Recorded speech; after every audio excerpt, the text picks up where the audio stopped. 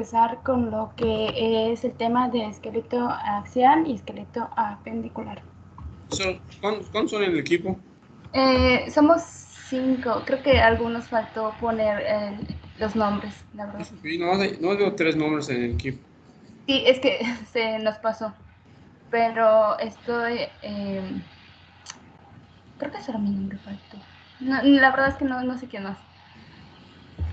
Pero bueno, vamos a empezar de una vez porque hoy vamos a ver también el siguiente tema.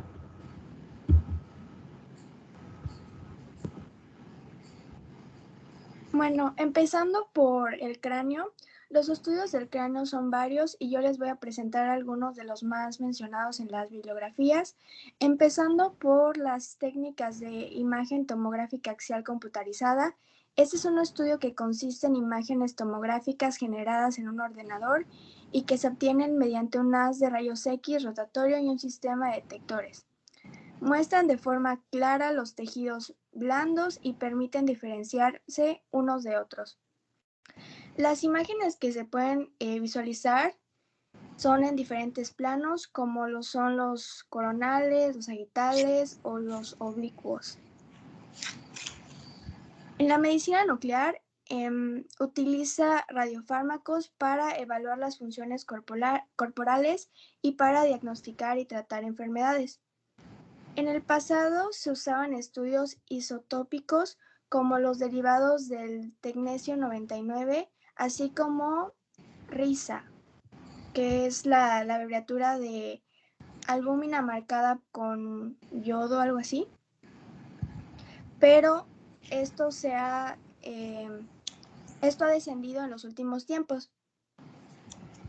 La encefalografía isotópica es la que se usa más frecuentemente en estos tiempos. Siguiente, por favor.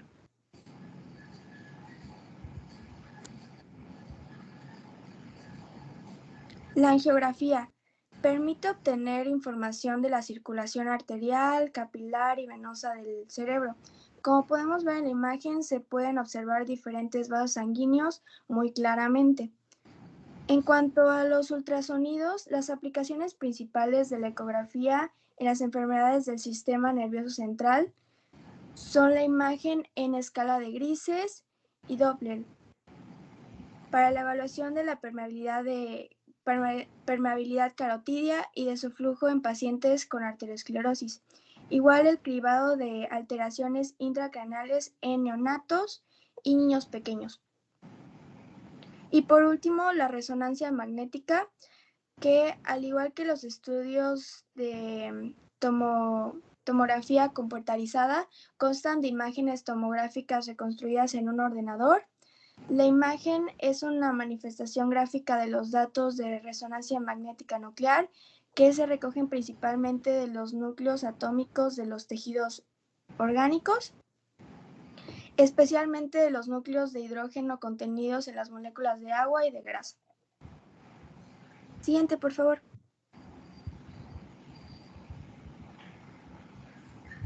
Bueno, el cráneo es una estructura compleja formada por numerosos huesos, por lo que son necesarias múltiples radiografías para la visualización adecuada de todas sus estructuras. Las proyecciones habituales son las siguientes. La proyección lateral es una radiografía obtenida con un lado del cráneo apoyado contra la placa. Su estudio tiene que realizarse de manera sistemática, incluyendo el tamaño y forma del cráneo, la densidad, el grosor de los huesos, la forma y el tamaño de las suturas, las huellas vasculares, la cavidad craneal y las estructuras de la base del cráneo. Siguiente, por favor.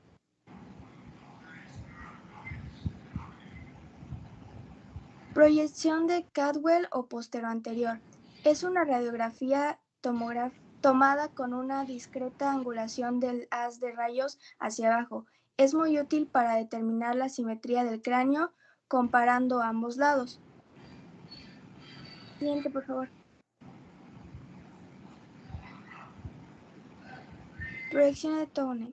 Es una proyección anteroposterior en la que el ángulo de incidencia del haz central de rayos X es de 30 a 35 grados caudales. En esta proyección se ve muy bien la región del hueso occipital y ambas mastoides, así como los poros acústicos internos en comparación uno con otro y el dorso de la scia turca. También es visible el agujero magno. Siguiente, por favor. Proyección de la base del cráneo. El haz de rayos X penetra en la base del cráneo y por un punto situado entre los ángulos de la mandíbula.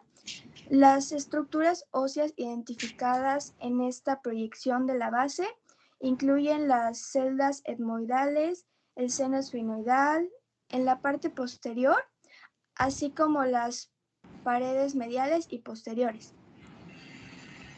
Siguiente, por favor. Ok, en cuanto al estudio de los senos paranasales, estas son cavidades neumáticas que se encuentran en el interior de los huesos. Entre ellos están el maxilar superior, el frontal, el esmoides y el etmoides. Siguiente. En cuanto a las técnicas de imagen, se encuentra la tomografía computarizada, el cual se efectúa en cortes axiales y coronales directo en aquellos pacientes que pueden movilizarse bien. Este tipo de exploración es indolor, no es invasivo y es preciso.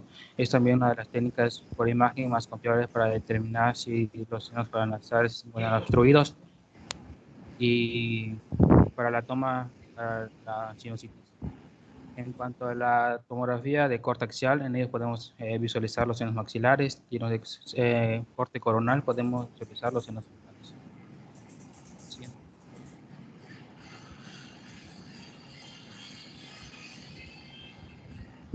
Otro tipo de técnicas son las proyecciones radiográficas habituales.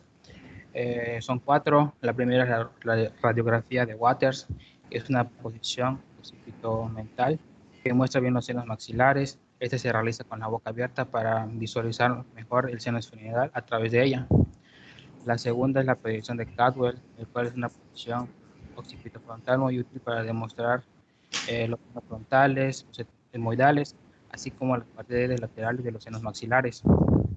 La tercera es la radiografía lateral, la cual es útil para la visualización de las paredes posteriores de los senos frontales y maxilares. Esa radiografía se encuentra en la esquina superior derecha.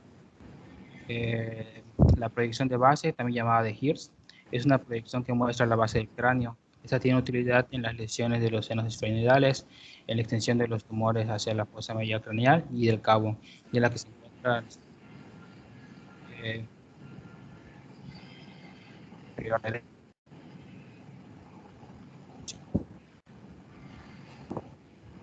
En la imagen número 1 podemos ver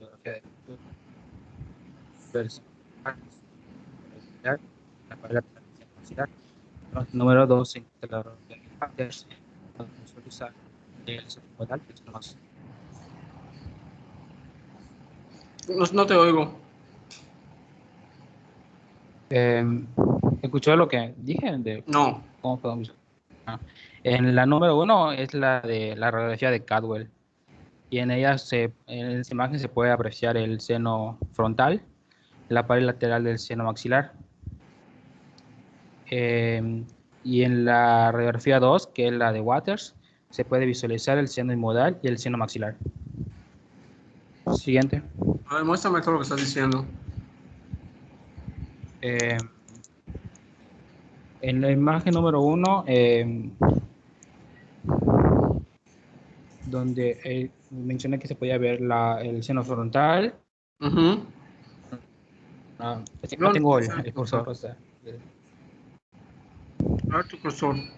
¿dónde? Pon tu cursor y me muestras dónde está lo que estás diciendo. A ver.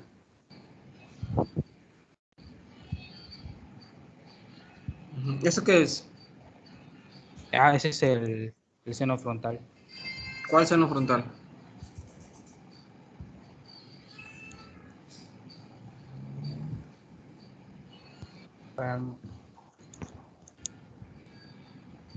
A ver.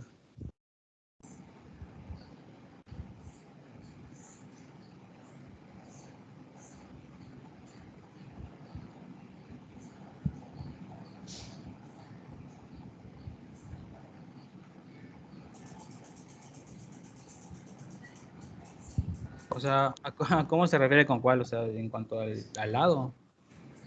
Hay senos frontales. Ese seno frontal es el seno frontal derecho y el otro es el seno frontal izquierdo. Son dos senos frontales que hay, ¿no? Generalmente un seno frontal es más pequeño que el otro, ¿no?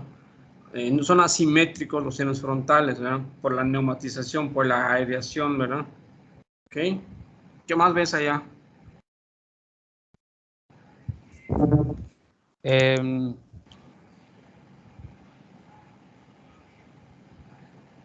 la pared lateral del seno maxilar, solo que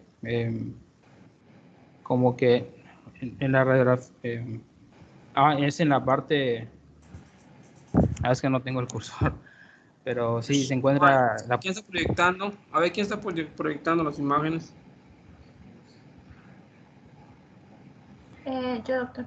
Adelante, pon el cursor de ahí, por favor. Ahí está, ahí tienes el cursor. ¿Qué más vamos a ver allá? los senos maxilares. ¿Dónde están los senos maxilares? Ahí están. Esta proyección no es ideal para ver senos maxilares, ¿sí? O la superposición de huesos, pero se ve una parte muy pequeña de los senos maxilares. ¿Qué más? ¿Qué se puede ver mejor? Pues en esta imagen serían esas dos. Y en la imagen número 2, que es la radiografía de Waters, podemos visualizar el seno etmoidal y los senos maxilares. ¿Dónde está el seno etmoidal?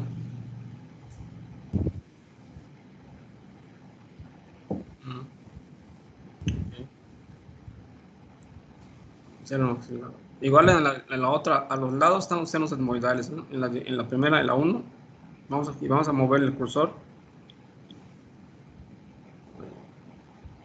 Allá arribita, el telapófis crista galli, que es el huesito que está allá en medio, ¿verdad? Arriba.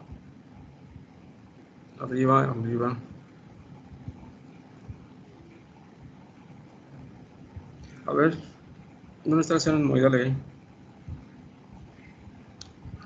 Allá, ese es un seno etmoidal, ¿verdad? Más abajo.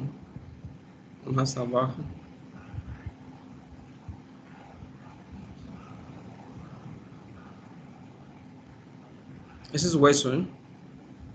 A los lados están los senos etmoidales, arribita. A ver, ¿dónde está la órbita? Ese es un seno, el seno etmoidal derecho, ese es el seno etmoidal derecho, y el otro lado es el izquierdo. Ese es el izquierdo, ¿no? Son los que se ven en esa proyección, en la de Caldwell. Okay. Acuérdense que la de Caldwell es una proyección póstero anterior con 15 grados de angulación. Se inclina la cabeza un poco para que entre el rayo. Inclinado. No se toma con la cabeza erguida. En la de Waters, ¿verdad? Que la otra, ¿verdad? Pues ahí se va a ver mejor que nada los senos, o los antros maxilares, ¿verdad? Son los que, ¿dónde están los antros maxilares ahí?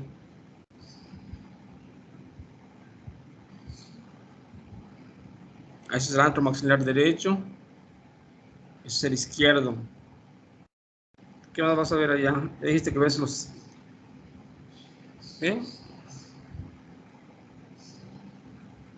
El seno esfenoidal, ahí vas a ver una parte, ¿no? Ese sea.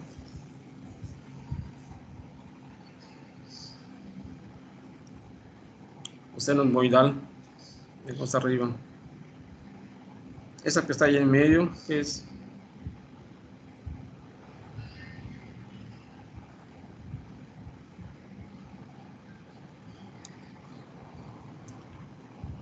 son huesos eso, ¿verdad? Los que están marcando ya esos blancos son huesecitos, ¿no? Vean cómo se ve. Y lo que está a los lados es la mucosa de la nariz. Dentro de la fosa nasal. Esas son las cuanas, todo lo que está dentro esas son las cuanas, está la nariz, la región nasal, están las cuanas, arriba. Esas son las cuanas, eso que está marcando ya es parte de la mucosa nasal. No te vayas a, ¿por qué te vas tan arriba? ¿No? Estás dentro del área de la nariz. eso. Eso es el rayo nasal, ¿verdad? Eso que está blanquecino allá adentro es parte de la mucosa nasal, que está pegado a las paredes laterales, ¿verdad?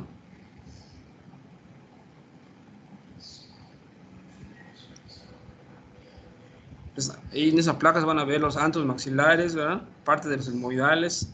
También se va a ver en lo que es la cavidad nasal, el septum nasal, que es ese hueso que está ahí en blanco, ¿verdad? Dice que está parte del Bomer. Y la mucosa nasal que está dentro de las cuanas, ¿verdad? Que está allá, su blanquecino. Y también vamos a ver hacia la parte medial los cornetes, ¿verdad? Sobre todo el cornete medio y el cornete inferior, para valorar cómo están esos cornetes, ¿verdad? También se puede ver en esa proyección, ¿verdad? Junto con la de Carwell, ¿verdad? Se ven los cornetes ahí, ¿verdad?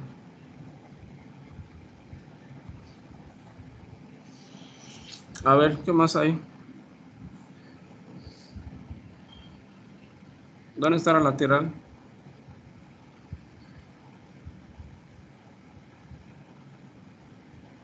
En cuanto a la columna vertebral, pues... ¿Dónde está el cráneo lateral? Pásenle el cráneo, me había puesto en el cráneo al principio. Ok, sí. ¿Dónde estaba el cráneo? No, es... Esta está bonita, a ver. A ver, ¿qué es ese cráneo? El cráneo se divide en tres partes: fosa anterior, fosa media y fosa posterior. Vamos a ir de lo de fuera a lo de adentro. Todo lo que está cubriendo y la parte de arriba, el techo del cráneo, la bóveda, y lo que está abajo es la base. Todo lo que es la bóveda, a ver, es la bóveda, márcame la bóveda con el cursor, el que está proyectando, a ver. Bóveda.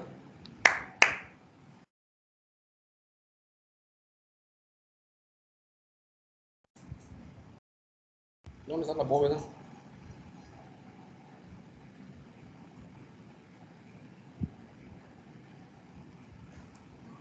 Toda la periferia del cráneo es la bóveda, lo que está la periferia del cráneo es la bóveda, todo que está ahí, la periferia del cráneo, es lo que va a la parte de afuera, ¿verdad? Esa es la bóveda, ¿verdad? Desde adelante hacia atrás. La bóveda, ¿verdad? Cómo está formada, una parte muy blanca, muy radiodensa. ¿Ven cómo está la bóveda del cráneo? Este hueso, ¿qué es ese hueso? A ver, cursor, ¿dónde está? No, abajo. Eso, pero siguiendo todo el margen, toda la periferia, así que toda la periferia del cráneo, es todo ese hueso blanco, ¿qué es? ¿Cómo se llama? ¿Qué es eso blanco? ¿Qué es eso?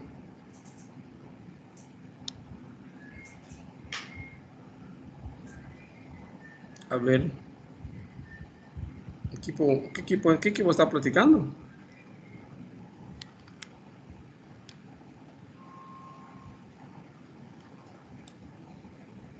¿No es la dura madre y todo eso o no?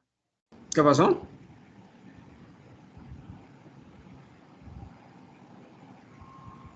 ¿Qué pasó? ¿No es la dura madre y todo eso o no?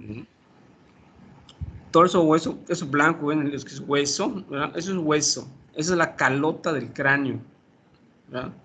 Es lo que palpas en tu cabeza, ¿verdad? Todo lo que es el techo y la bóveda, ¿verdad? Es la calota. Vean cómo está ese hueso. Vuelven a marcar.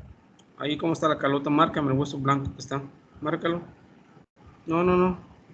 Vean, ese hueso blanco, ¿verdad? Tiene tres partes. La parte más externa, ¿verdad? ¿Cómo se llama? ¿O cómo está formada la calota?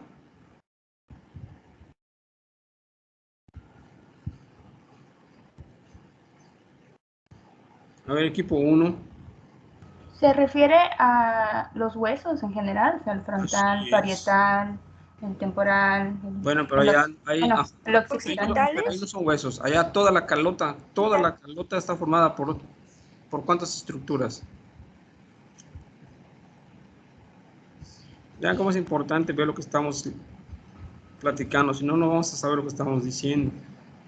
La calota, eso que ven allá que está marcando, ¿verdad? Tiene tres estructuras. La parte más externa se llama tabla externa. No lo quiten, es tabla externa, ¿verdad? Lo que está por fuera. Lo que está por dentro, blanco, esto es lo que está por dentro, blanco. A ver, eso que está por dentro, blanco, ¿sí? Entonces, no, ¿por qué se pierde el cursor? A ver, ¿dónde está el hueso? ¿Dónde está la calota? Si quiere, doctor, puede tomar control para que usted maneje mi cursor. Ajá. Pero el chiste es que ustedes lo marquen, ustedes lo sepan dilucidar, ¿no? Pues si yo lo empiezo a marcar, pues entonces lo que está por dentro, ¿ya? De esa línea blanca es eso, que está bien, esa es la tabla interna. Y entre la tabla externa y la tabla interna, ¿verdad? Está el diploide, ¿verdad? El diploide, ¿verdad? Donde se encuentran las vellosidades aracnoideas de Paccioni, donde se va a reabsorber la mayor parte del líquido cefalorraquídeo que se genera o se sintetiza en los plexos coroides, en los ventrículos laterales. Entonces tengo que ver todos esos detalles, ¿verdad? Ver eso que ven allá, en esa placa lateral puedo ver las impresiones vasculares, ¿verdad? O huellas vasculares, son esos que están allá como oscuritos, como aranitas que están allá, lo están marcando con las flechas. Y los otros que son como oscuros, marcados, son las impresiones digitiformes. Tienen como huellas de dedos, ¿verdad? El cráneo, cuando lo vemos, también hay que valorar cómo es en cuanto a su forma. ¿Cuántos tipos de cráneo conocen según su morfología?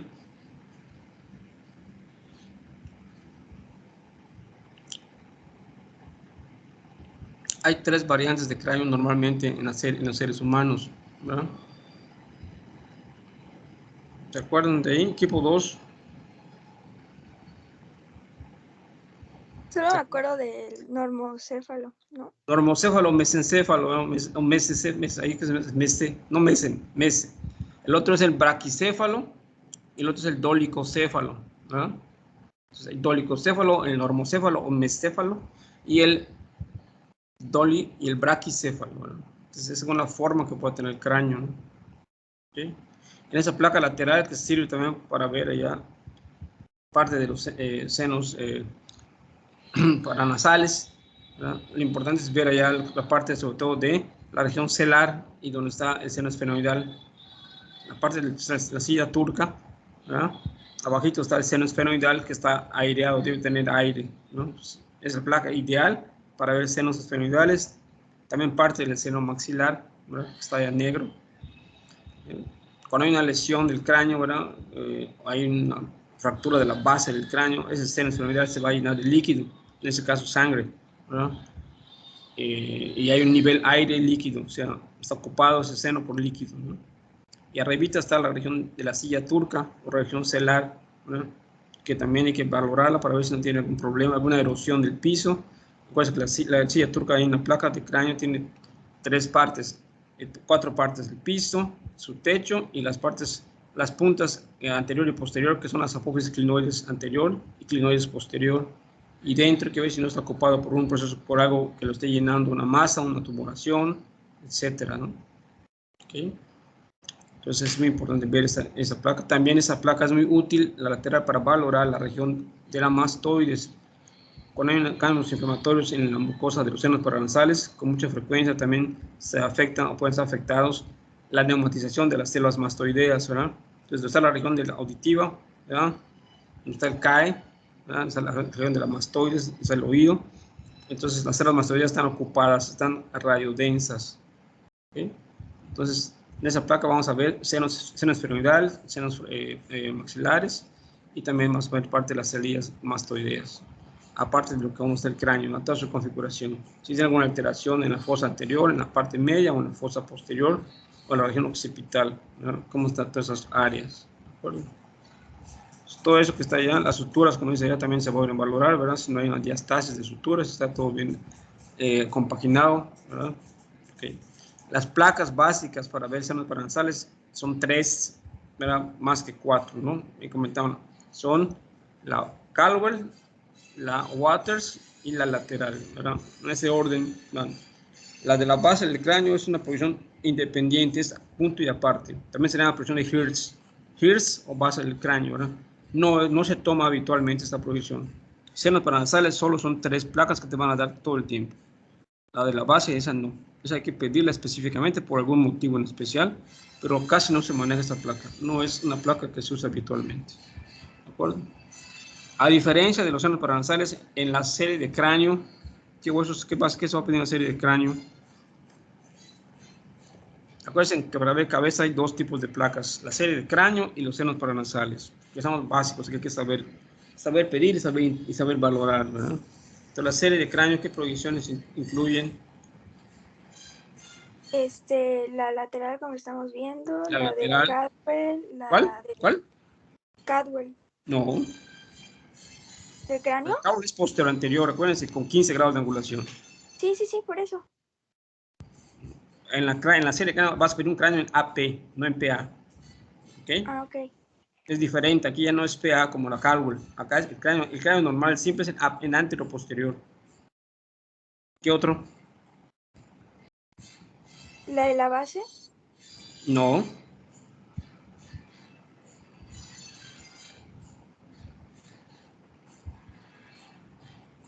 Acaban de comentar ahorita aquí. La Town, ¿verdad? T-O-W-N-E, la Town. Bueno, ves la fosa posterior, el agujero magno, ¿verdad? El agujero occipital, parte de la región celular, como comentaron por ahí, como estaba comentando, ¿no? Entonces son 3 proyecciones que vas a ver en la serie de cráneo. La anteroposterior o la AP de cráneo, la lateral de cráneo y la Town. Sí, la opción ya la Town, ¿no? A ver, vamos a las imágenes. Ahí debe estar la Town, parece que la vi. Pásenlas, a ver quién está pasando las imágenes. Este es para senos paranasales. Otra. Ahí está la de Town. Esa forma parte de la serie de cráneo. ¿Ya quedó claro? Serie de cráneos anteroposterior, lateral y Town. Senos paranasales, posterior anterior de cráneo o Caldwell con 15 grados de angulación, lateral, perdón, Waters y lateral. Y la de base, que es secuencia aparte o de Hertz, esa es una corrección especial para ciertas ocasiones nada más, pero no forma parte de, básicamente, de estas series de estudios.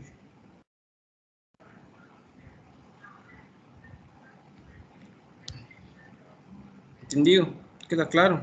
Sí, ya está más claro. Es que no lo había entendido muy bien porque así venía en el capítulo, pero sí creo que es importante diferenciar cuáles son para cráneo y cuáles son las de senos paranasales. Como que Definitivamente. no mencionaba mucho realmente si era para senos paranasales, lo manejaba más así como que cráneo. Sí, por eso les digo que a veces cuando uno lee las cosas, ¿verdad? Hay que entender lo que uno está leyendo y si tienes dudas, revisar otro material bibliográfico, ¿no? O en su caso, pues preguntarle, en este caso, a su asesor o a su tutor. Pues en este caso yo estoy aclarando, ¿verdad? Esto para que no tengan problemas cuando vayan a pedir un estudio y no vayan a creer que van a ver lo mismo. El cráneo en AP es diferente al PA. En AP, ¿verdad? El rayo entra por de frente, el otro entra por detrás y con la cabeza inclinada. Y además en la Caldwell, ¿verdad? Los huesos ya no se superponen, se puede ver la mastoides, ya no tapa lo que es parte del antro maxilar, ¿verdad? Entonces es diferente ahí la proyección, es lo que lo va a diferenciar de la AP, ¿verdad? La superposición de los peñascos del temporal hace la diferencia entre una AP de cráneo y una posterior anterior de cráneo. No se olviden ese detalle, ¿eh? La superposición del peñasco del temporal, ¿verdad? Que puede tapar o no, ¿verdad? La reacción de las órbitas. Sobre todo ahí se va a proyectar, están las órbitas del cráneo. ¿Ven lo importante de esas cosas? Sí, doctor. Entonces hay que ver lo que estamos leyendo con calma para poderlo entender, si no, como dices tú, nos vamos a confundir, nos vamos a perder y no es lo mismo una cosa que otra. Adelante.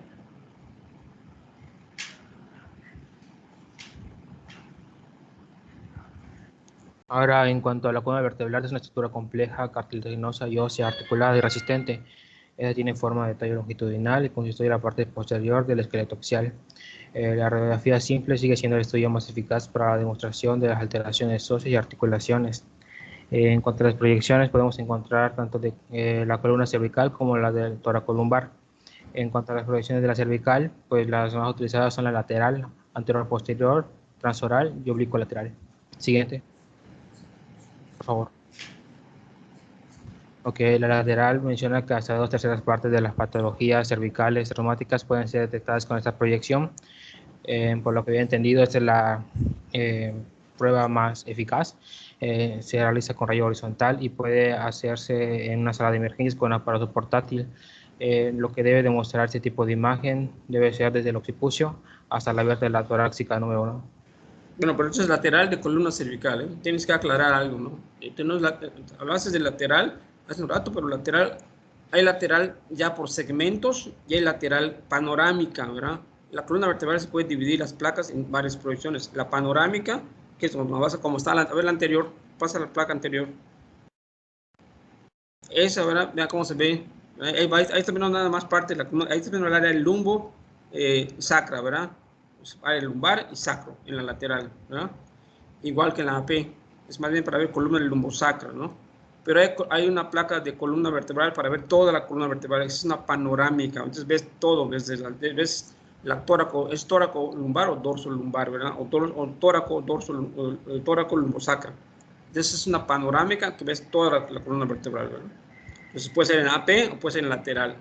Ahora, si lo vas a ver en segmentos, como lo estás acá dividiendo, ¿verdad? Ahí sí, ¿verdad? Entonces, a nivel cervical también hay AP y lateral, como está la siguiente. A ver la siguiente, vean cómo se ve entonces. La siguiente, esa es una cervical, ¿verdad? De columna vertebral cervical, en lateral, pero también hay en anterior posterior, ¿verdad? Pero es un segmento nada más. Ya no es todo, ya no es una panorámica como les acabo de comentar, que ves toda la columna vertebral, ¿verdad? Que puede ser panorámica tanto en placas simple como en estudios de segmentación. O sea, sobre todo en resonancia magnética, puede ser una columna tóraco-lumbar, ¿verdad? Ves toda la columna completita, desde dorsal y lumbar, y esta sacra, ¿verdad? Entonces, estos son segmentales, estos son por partes, ¿no? Entonces, una lateral y AP de cervical, también hay una lateral y AP de columna dorsal, o una lateral y AP de región lumbar, o también lumbosacra, ahí es todo, es lumbosacra, ¿de acuerdo? Ya son por partes nada más, ya no es toda la columna, es una parte nada más, ¿de acuerdo? Y ahí comentaban que hay 4 proyecciones básicas, y hay una muy importante que no estoy viendo por allá, que no la han comentado, ahorita vamos a verlo. A ver, sigue.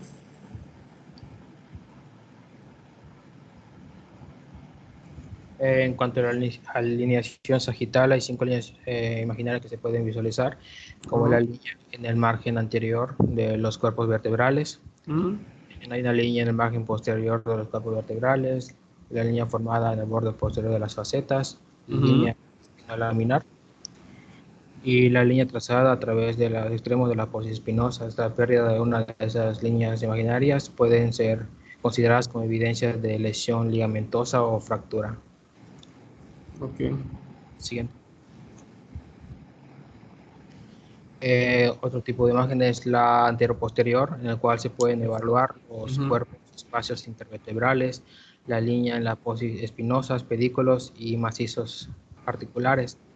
Pero en general aporta menos información que la lateral. Sin embargo, este tipo de imagen muestra mejor la zona cervicodorsal, por lo cual puede ser complementaria a la imagen lateral. Siguiente, por favor. La transoral, en ella podemos valorar las masas laterales de la apófisis transversa y arcos del atlas, las articulaciones laterales y los odontoides, y el cuerpo y la espina bífida de la C2. Junto a los dos anteriores, constituyen el estudio básico ordinario obligado del traumatismo raquinodular cervical. Y esta proyección permite evaluar el proceso odontoide de la C2 y se buscan fracturas en ella. Siguiente, por favor. La oblicuolateral nos aporta información sobre las láminas, agujeros de conjunción y pilares articulares. Estas se pueden solicitar si sospecha de lesión cervical por alguna patología. Deben llevarse a cabo sin la movilización del cuello, porque alguna movilización puede provocar una superposición de imagen o distorsión de las mismas. Siguiente. En cuanto a las radiografías de la columna toracolumbar, estas pueden ser dos, en la posterior anterior y la lateral. En cuanto a la anteroposterior, es una radiografía para evaluar algunas alteraciones en el contorno de las plataformas y las corticales laterales, pérdida de altura o fractura de lámina. Las apoyos espinosos deben encontrarse en la línea media. Una pérdida de esa alteración puede deberse a un compromiso rotacional. Un aumento de la distancia interespinosa a menudo traduce alguna disrupción posterior, y las apófisis transversas pueden fracturarse en forma aislada o reflejando un componente rotacional de la fractura. ¿Cuántas vértebras tenemos?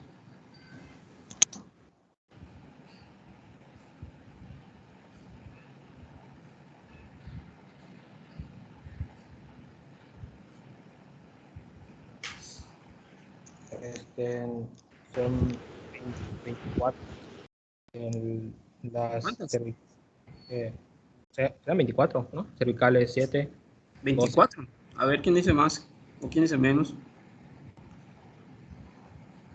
Ahí dicen 24 vértebras tenemos. ¿Será? Doctor, son 7 cervicales, 2 ¿Eh? torácicas, 5 lumbares, 5 sacras y 4 del coxis. No escucho. Sea más fuerte, por favor. Sí, son 7 cervicales, 12 lumbares, 12 torácicas, 5 lumbares, 5 sacras y 4 del coxis, ¿no? Ajá. Entonces son 24. No. Claro que no. Entonces, ¿cuántos son? 33. 33 a 34, ¿verdad? Dependiendo de cómo esté el coxis formado, ¿verdad? Pues, promedio 33, ¿verdad? 33, 34 vértebras, ¿verdad? ¿Cuántas curvaturas tiene la columna vertebral?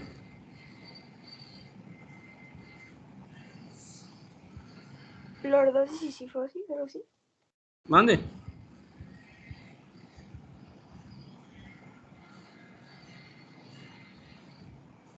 ¿Qué pasó? 4.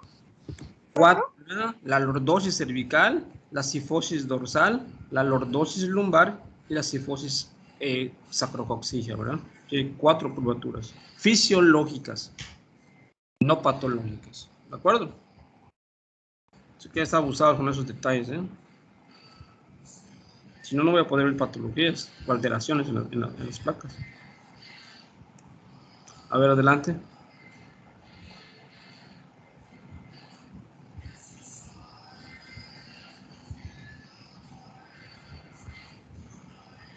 Adelante. Siguiente, por favor.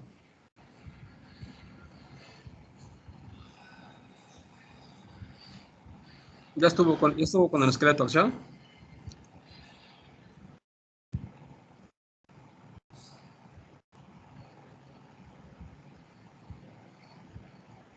¿Qué forma el esqueleto axial?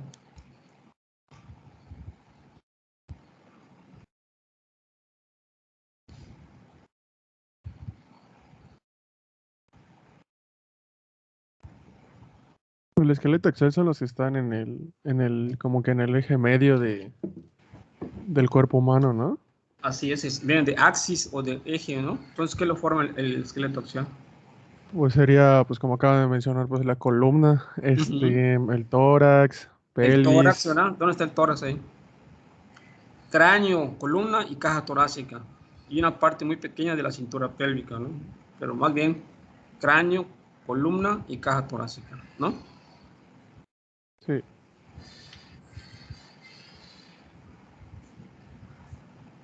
Ok.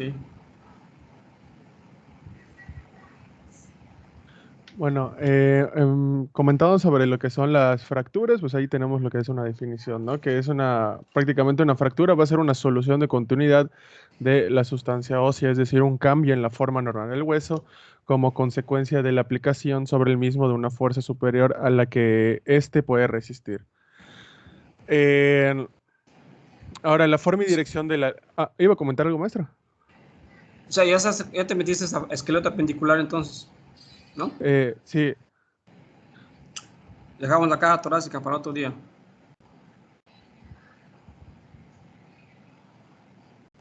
¿No? Porque la caja torácica pues, está el esternón, los arcos costales, ¿no? Sí. Digo, si estoy mal, ustedes lo acaban de ver, están más frescos que yo. ¿No? Yo lo vi hace muchísimos años, esa anatomía, pero ustedes lo acaban de ver hace poquito, ¿no? ¿Cuántos huesos tenemos?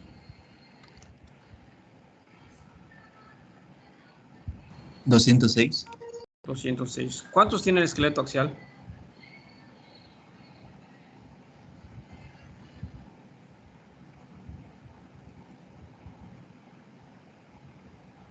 Eh, 80. 80, ¿verdad? Entonces, el apendicular, ¿cuántos tiene? 126. Obvio, ¿no? Pues sí, Ujú. es lo que queda, ¿no? ¿Y qué huesos tiene más, el esqueleto apendicular superior o el inferior? ¿Perdón? ¿Quién tiene más huesos, el esqueleto apendicular superior o el esqueleto apendicular inferior? ¿O son iguales los dos? Si son 126, la mitad de huesos tiene el esqueleto, el miembro superior y la otra mitad el miembro inferior, o hay una diferencia, o no es lo mismo.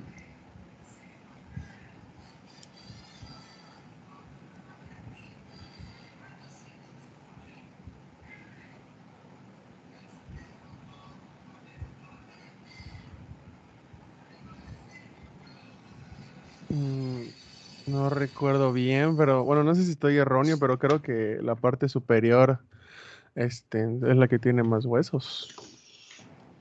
Ahí dice, ¿quién eres? Eres Eduardo. Eh, Eduardo dice que la parte superior tiene más huesos que la inferior. ¿Están de acuerdo? ¿Por qué será? ¿Dónde está la diferencia?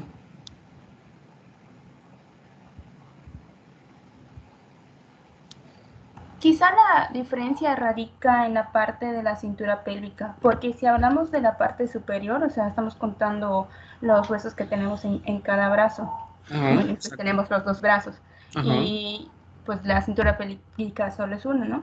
Y ajá, aparte tenemos lo que es la extremidad inferior, que pues ajá, también hay cada pierna. ajá. Entonces, si contamos esta parte, la que nos haría la diferencia son los de la cintura pélvica. Ok, parece que la cintura pélvica. ¿Quién dijo eso? Julie, ¿eres Julie? Mande, Julie. Sí, soy yo. Ok, muy bien, Julie, muy buena tu observación. ¿Están de acuerdo con lo que comenta Julie? A ver, Marifer.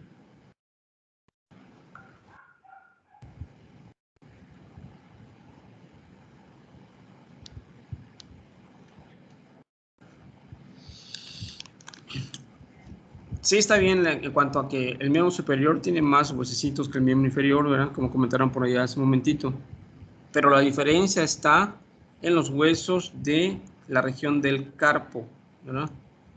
El carpo, ¿cuántos huesos tiene la muñeca?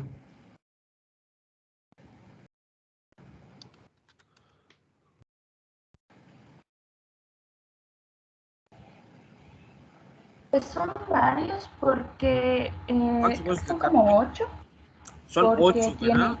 Son 8, ¿verdad? Acuérdense que son 4 en la fila proximal y 4 en la fila distal, ¿verdad? Y se cuentan, o sea, se enumeran de afuera hacia adentro, ¿verdad? El escafoides, semilunar, piramidal y pisiforme, ¿verdad? Y el otro es trapecio, trapezoide, hueso grande y hueso ganchoso. Son los 8 que hay en el carpo. En el tarso, allá está la diferencia, ahí son menos que en el carpo. ¿Sí? En el hueso del tarso, ¿cuántos hay?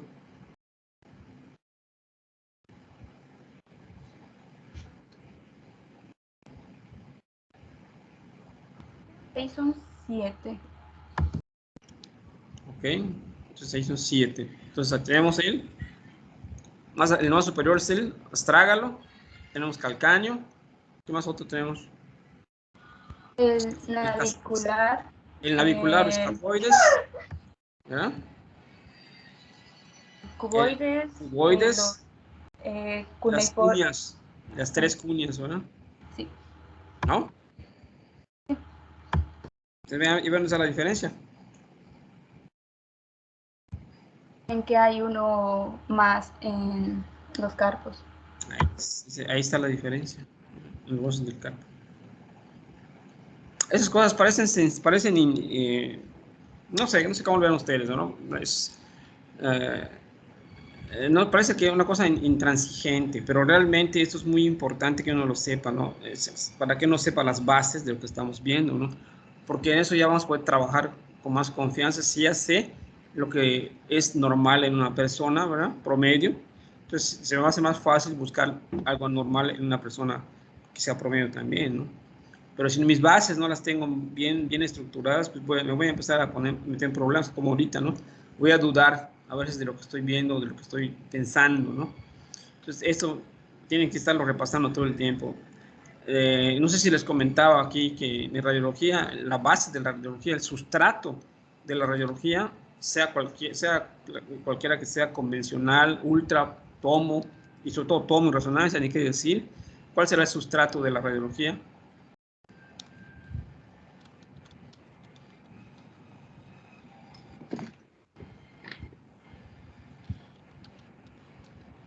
¿Los huesos? ¿Mande? ¿Los huesos? Bueno, más que huesos, no tanto, la anatomía en general, ¿verdad? La anatomía, ¿verdad? Hay que tener bases sólidas de la anatomía, tanto morfológica, ¿verdad? Que ustedes vieron con los cadáveres. No sé si ustedes vieron cadáveres en el primer año, sí lograron, sí alcanzaron a ver cadáveres, sí disecaron cadáveres o no disecaron cadáveres. Sí, doctor. Entonces, esa es la anatomía morfológica, la que les enseña el prosector, ¿no? Cuando sacan un cadáver de la pileta, lo ponen en la mesa, ¿verdad? Y lo van disecando, van viendo desde la piel, planos musculoponeuróticos, ligamentos, tendones, arterias, ¿no? Todo eso se lo vieron, me imagino, ¿no? Cuando disecaron los cuerpos, ¿no? Y por partes, cabeza, cerebro, todo, ¿no? Todo el cuerpo, cómo se va disecando. Pues esa es la base, es el sustrato del radiólogo, o sea, de la radiología, ¿no? Saber lo básico, no lo básico de la anatomía, ¿no? Si no sé lo básico de la anatomía en general, sean músculos, tendones, huesos y órganos, pues voy a hacer bolas porque no voy a entender nada, ¿no? Me voy a perder en las imágenes. Entonces, y si la placa convencional no la puedo ver, menos voy a ver una placa de tomo, me voy a perder en una placa de tomo totalmente, es pura anatomía. Y ni qué decir de la resonancia, ¿no? Que es multiplanar. Entonces, allá son cosas muy finas, ¿no? Y que depende del corte que hagas, vas a ver muchísimas estructuras que tienes que verlas, tanto lo normal como lo normal. Y también si esa placa tiene o no tiene medio de contraste. Y si es resonancia, peor tantito, porque ahí depende de secuencias. Aparte de que tenga medio o no tenga medio, depende de qué secuencia esté hecha la resonancia. Si es una secuencia en T1 o en T2 ponderada en T2, o si es una secuencia FLAIR para ver cerebro, o una secuencia con supresión de grasa, o HASTE para ver músculo esquelético. Entonces, cada parte, ¿verdad?, tiene una manera de poderse valorar y ver. Entonces, realmente, pues, no sé si quiero que les llegue el mensaje, ¿no? Quiero que repasen un poquito su anatomía básica, porque si van a tener problemillas para poder ver imágenes si no refuerzan su anatomía básica, ¿no? Aquí esto es primordial, ¿no? Y ya vieron la anatomía morfológica el primer año. Ahorita estamos viendo la anatomía radiológica, ¿verdad? Que es complementaria, pero diferente de la morfológica. Aquí ya todo lo que aprendimos en el cuerpo humano, lo vamos a traspolar a imágenes, ¿verdad? A placas, a ultra, a tomo, ¿no? Entonces es la anatomía radiológica, ¿verdad?, que tenemos que aprender también, ¿verdad? Ya vieron el cadáver, ahora van a ver en imágenes cómo se ve la anatomía de las personas, de los seres humanos, ¿no? No sé si me están comprendiendo el mensaje, ¿no? Entonces, esto es vital.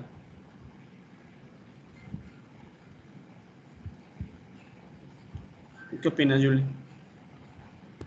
Sí, también considero que es importante. O sea, nos sirve como que para poder identificar lo normal de lo anormal. Y más con lo que mi compañero estaba a explicar, ¿no? De las fracturas o en la parte también de luxaciones. Así es, ¿verdad?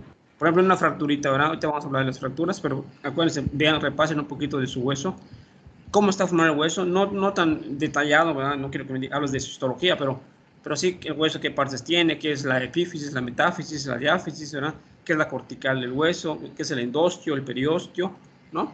Para que puedan saber dónde está el trazo de fractura, ¿verdad? Y puedan comprender esto, ¿no? O dónde está el luxado, ¿verdad? Si se luxa un hueso, ¿a qué altura está el luxado? El hueso puede tener un cuello anatómico, puede tener un cuello quirúrgico, en el fémur o en el húmero, Entonces, esos detallitos, ¿verdad? Que son lo más, por lo menos lo mínimo que hay que saber, ¿verdad? Para poder entender las imágenes, ¿no? Hay que saberlos pero perfectamente bien. O sea, tenerlo al día, ¿no? Ahorita que estábamos platicando de la columna vertebral, ¿verdad? Por ahí vi que estaban empezando a contar cuántos huesos tiene la cervical, 7 cervicales, 12 dorsales, 5 lumbar. Eso hay que saberlo ya de un cajón. Eso tiene que ser si es una pregunta en ese momento, hay que saberlo ahora sí que de memoria, ¿no? Huesos ¿cuántos huesos tienen? ¿Cuántas vértebras tenemos? Automáticamente 33. ¿Cuántos huesos tenemos? 206. Es una cosa que debe estar en nuestra memoria en automático, ¿no? Porque si me pongo a contarlos, pues como que no va a casar, ¿no? Me dice que esté con mi paciente y le diga, dame chance, voy a ver cuántos huesos tiene tu columna, pues como que no, ¿no? Pues eso tiene que aprendérselo ahora sí que, ahora sí que de memoria, porque eso es importantísimo saberlo en automático, ¿no? Cuando te hagan esa pregunta, ¡boom!, ya la tienes inmediatamente en la boca, ¿no? O sea, ya sabes qué es, ¿no? Entonces, si no, vamos a empezar a complicarnos la vida con las respuestas, ¿no? Entonces, sí, yo les exhorto a que repasen un poquito de su anatomía morfológica, ¿no? Por lo menos lo grueso, ¿verdad? Lo más importante de de lo que vayan a dar el tema, ¿no? Para que ustedes estén frescos y puedan entender mejor las imágenes, ¿verdad?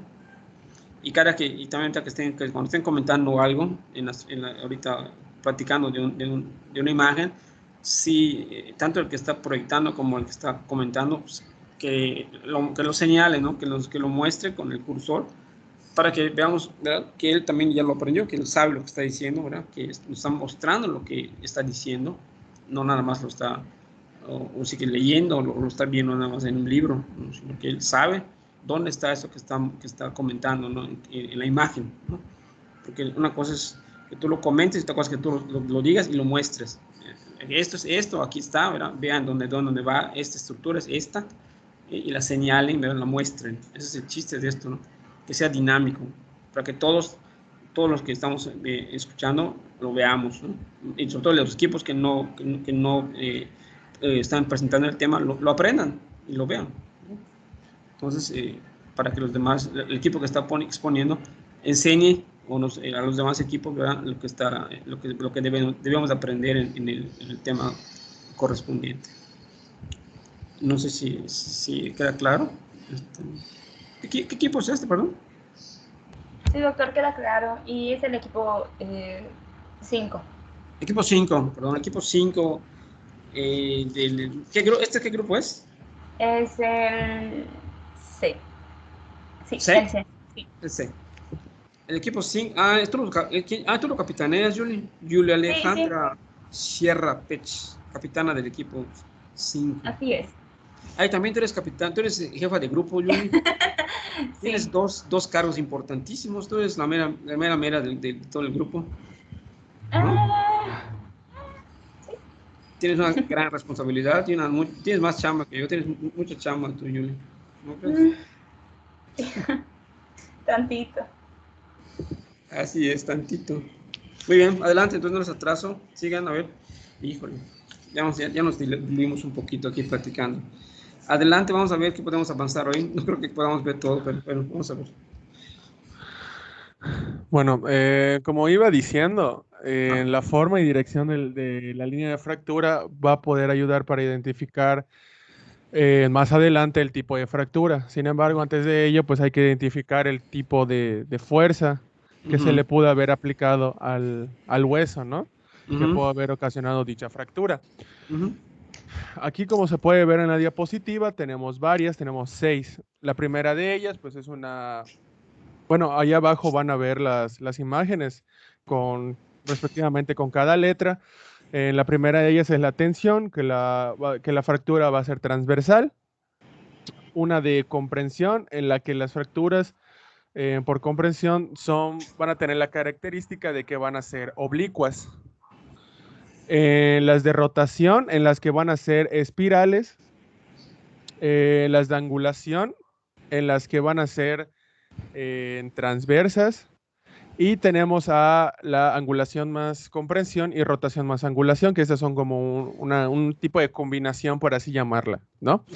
Sí. La de angulación más comprensión Es característica porque es una fractura con dos componentes. Va a ser transversal y aparte va a ser oblicuo de aproximadamente unos 45 grados. Digo, esto es más teórico, sin embargo, pues sabemos que es un aproximado, ¿no? Porque en la vida real son diferentes situaciones. Y por mencionar un ejemplo, mencionan que puede llegar a producirse un tercer fragmento y que al tener una forma triangular se le puede denominar, o tiene el nombre más bien, de alas de mariposa. Y el de rotación más, más angulación va a ser obliqua de 45 grados, ya que esta va a ser equivalente a una fractura con angulación sobre un eje oblicuo. Ujú. La que sigue, por favor. Bueno, en cuanto el libro igual mencionaba que hay unas reglas o consideraciones para hacer un estudio radiológico en cuanto a fracturas, que son 7. La primera de ellas va a ser que ninguna zona de sospecha de fractura debe tener menos de 2 proyecciones con 90 grados entre sí. En los huesos largos que forman pareja en las extremidades, se deben incluir ambos en su totalidad. En fracturas de las extremidades son a veces necesarias proyecciones del lado normal, sobre todo en lo que son fracturas en niños. En cuanto al mecanismo de dolor referido, puede equivocar en cuanto a la situación de la fractura. Este es un factor muy importante a considerar en lesiones como lo son las de cadera y rodilla. Las proyecciones tangenciales van a ser importantes en algunos huesos, sobre todo en los que son de tipo plano. Se deben incluir las 2 articulaciones más próximas al área de la fractura.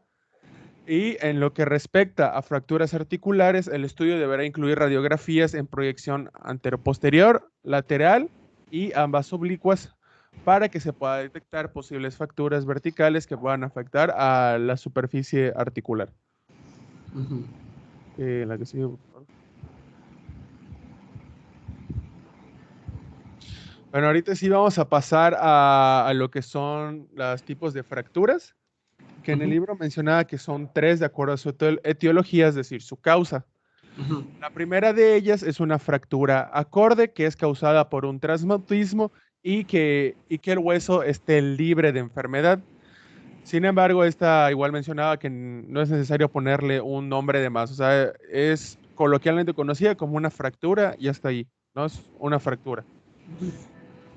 La segunda que tenemos es fractura por estrés, que este es debido a pues como lo dice el nombre, un estrés repetitivo sobre la zona.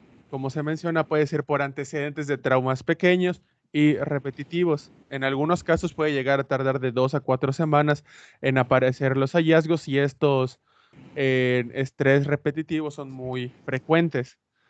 Y se puede presentar una línea fina radiotransparente en dirección transversa.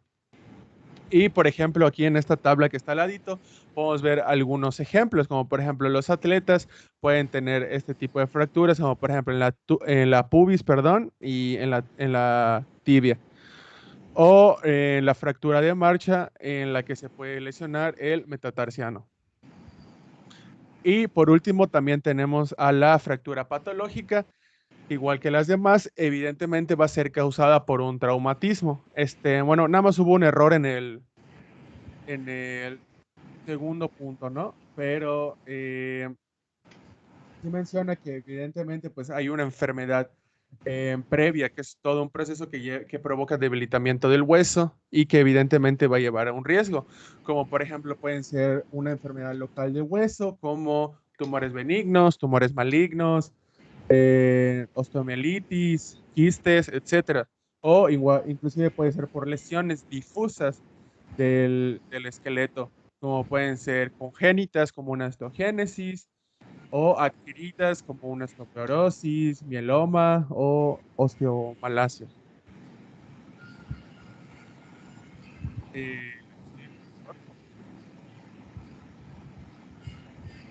Bueno, y por último mencionan las formas de presentación de las fracturas, en las que podemos encontrar 3 formas, ¿no? La primera va a ser por tipos. El primero de los tipos va a ser fractura cerrada y abierta, que bueno, pues prácticamente esta no necesita mucha explicación, ya que está muy textual en el nombre, ¿no? La fractura cerrada es que no va a haber una lesión tisular, es decir, va a estar dentro de las capacidades del cuerpo humano, va a estar dicha fractura, y la abierta es cuando ya va a haber una lesión tisular y ya va a perforar la piel y demás. También tenemos a la fractura incompleta, que estas se conocen por nombre de fracturas estables con una rotura cortical, en las que la solución de continuidad del hueso no va a ser completa. Y por último tenemos a la fractura conminuta, que es la que tiene 2 fragmentos o más, que esta, como mencioné, por eso iba a ser importante identificar el tipo de fuerza, ya que aquí de igual manera podemos encontrar la que ya previamente mencioné, como lo son los fragmentos por alas de mariposa, pero en este caso hay más ejemplos, como puede ser la segmentaria, las fracturas en forma de T o en forma de Y, fracturas con impactación y fracturas por abulsión. Ahora, en la segunda clasificación, que es por configuración, vamos a tener 4. La primera de ellas va a ser las transversas o transversal, ya que son relativamente raras en la diáfisis y se presentan por un golpe directo o por algún tipo de fuerza de angulación. Las oblicuas, pues igual como ya se había mencionado en el tipo de fuerza, pues va a haber una oblicuidad de la línea de fractura de aproximadamente 45 grados con respecto al eje longitudinal del hueso. La espiralada o espiral, que la fuerza que se le aplica al hueso es rotacional.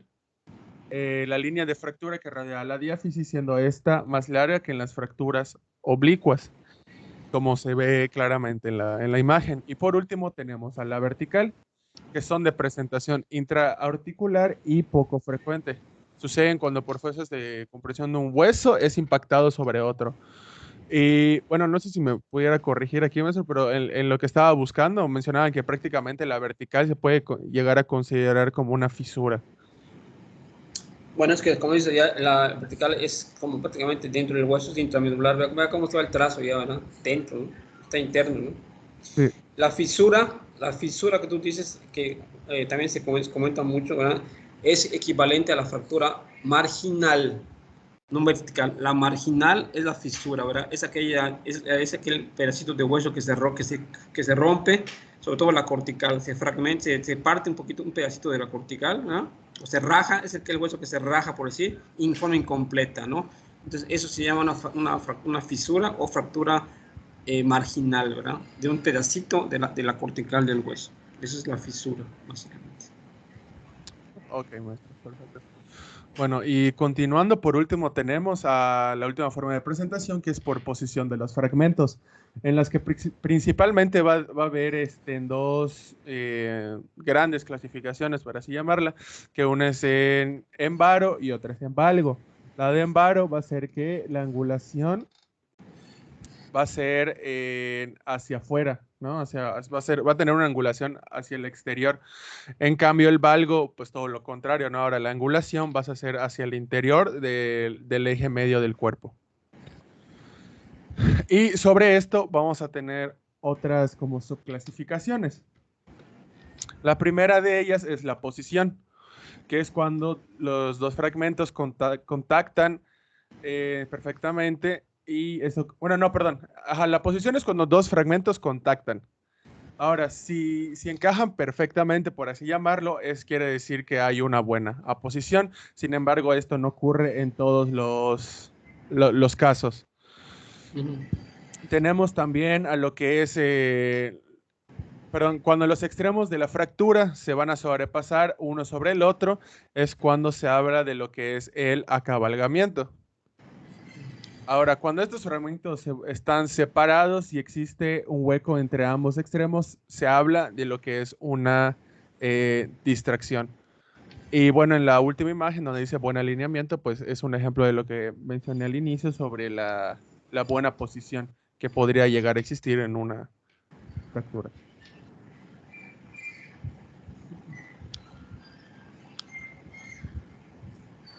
Siguiente, por favor. Bueno, ahorita en la parte de las luxaciones.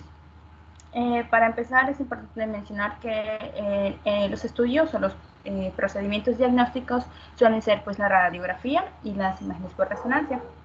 Ahora bien, este tema se divide como que en tres, o sea, está la luxación, que es la pérdida completa de la continuidad entre las superficies articuladas de los huesos, la subluxación, que es la pérdida parcial de estas superficies articuladas, o sea, como que está, pero a la vez no, y la diástasis, que es el desplazamiento y separación de un artículo que normalmente no se debería de mover, no se mueve, sin artrosis y antiartrosis. Por ejemplo, esta proyección es de una mujer que estuvo en labores de parto y como, o sea, podemos observar cómo se encuentran las sínfisis del pubis. Este tipo de luxaciones pues, pueden ser espontáneas, traumáticas, congénitas e incluso pues, recurrentes y crónicas. Cuando estos ocurren en combinación con alguna fractura, como ya ha mencionado mi compañero, se le conoce como fractura luxación o fractura subluxación debido al, pues, ya sea el traumatismo o como se encuentre. Vamos a hablar de algunas muy comunes, como es la luxación del hombro. Esta es una articulación pues, compleja que está formada por los tres huesos, escápula, clavícula, húmero. Estas lesiones son las más frecuentes y se clasifican en anterior, posterior, superior e inferior.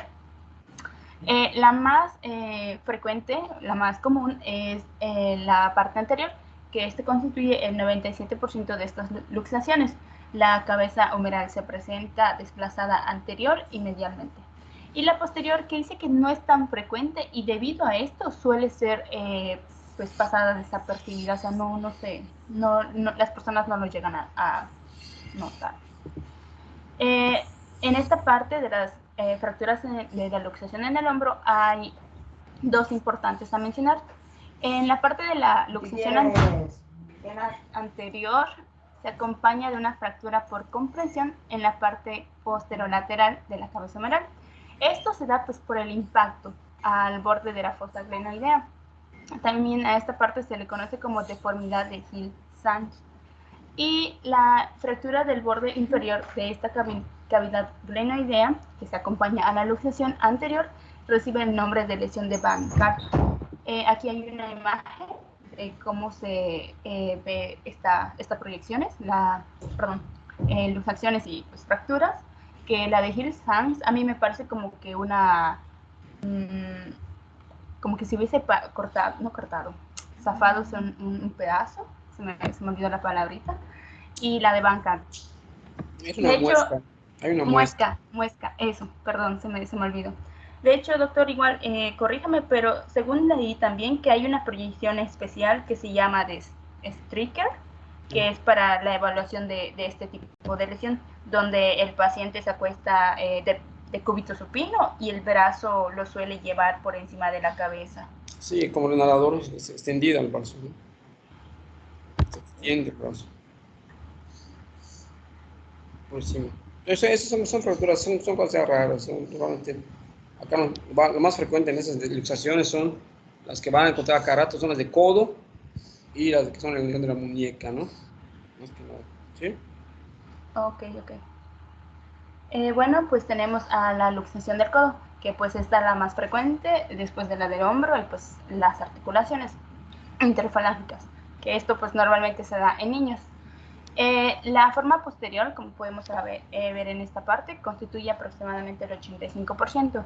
El resto pues son las mediales, las anteriores, las laterales. El 30% puede presentar fracturas asociadas con el cóndilo, epitroclea, la cabeza del radio o la apófisis coronaris. Una que en lo personal me sorprendió mucho es esta, que se le conoce como divergente, en donde se puede ver la completa pues, separación de esta articulación. Otras que estos los quise agregar porque me llamó la atención debido a que son fracturas con luxación, son de estos dos tipos. La fractura Montegia, que básicamente es una fractura del tercio proximal del cúbito y va a haber una luxación del radio. Y la otra que es la fractura de Galeazzi, que es la fractura de la mitad inferior del radio y se asocia a la luxación de la articulación radiocubital distal. Y puede haber una rotura del ligamento triangular. Otra que es muy común son las luxaciones de los huesos carpianos, como ya hemos visto antes. Esta es la luxación perilunar transescafoidea, que en esta parte es muy frecuente. La fractura se llega a dar en esta parte, donde podemos ver que es la cintura del escafoides, y va a haber una luxación dorsal del resto de sobre el semilunar, y como podemos ver está como que una parte sobreexpuesta, por así decirlo. La otra es la luxación perilunar, que es una luxación dorsal de todo el carpo, a excepción del semilunar, que pues va a mantener su relación con el radio. Algo iba a mencionar acá, que son muy frecuentes igual y se comparan con la misma frecuencia que vimos anteriormente con el hombro. Luxaciones de la cadera. La más rara es la luxación anterior, en donde está la cabeza femoral se encuentra inferior y medial con respecto al acetábulo, mientras que la más frecuente es la posterior, que la cabeza se encuentra por encima y por fuera del acetábulo. El fémur llega a estar en rotación interna, flexión y aducción. Es importante decir que estas tomas son de una proyección antero-posterior, aunque también leí que no precisamente en este tipo de luxaciones, pero hay estudios en donde se hace radiografías de cadera de Dohm, que básicamente la cadera va a estar como que flexionada y va a estar como que abierta a aproximadamente 20 grados de aducción y como que va a estar en neutro. El paciente en todo momento tiene que estar acostado.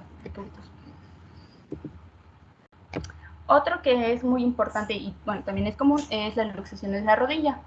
Está la articulación femoro-rotuliniana, que esta puede ser congénita o adquirida, y dentro de estas pues, es la más frecuente, siendo traumática, y aquí podemos ver como que está el desplazamiento. La otra es la articulación femorotibial, que pues en este caso las luxaciones pueden ser anterior y posterior, y aquí implican la rotura, que es esta partecita de los ligamentos cruzados. De hecho, esto creo que lo hemos visto, no sé si estoy al 100% segura, pero creo que eran de los tenistas, o bueno, tenía que ver con algún tipo de deporte donde este era muy, muy común. Y también tenemos la luxación del pie, que pues acá tenemos una muy importante que es la fractura luxación del Linz-Frank, que esta es una fractura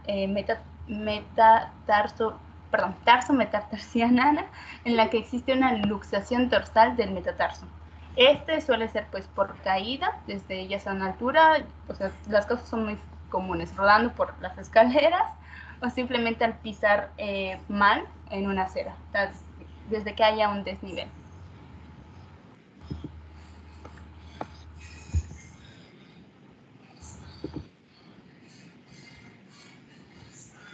Bueno, a mí me toca hablar sobre otro tipo de técnicas, en el caso para asimilar lo que es el músculo esquelético. Continuando con lo que son las radiografías simples, tenemos 4 tipos de técnicas que se pueden utilizar y es, por ejemplo, la primera es la técnica estándar. Esta consiste en obtener al menos 2 radiografías perpendiculares, una de la otra, o sea, que sean una región, por ejemplo, de un brazo y del otro brazo, ¿no? Para compararlas.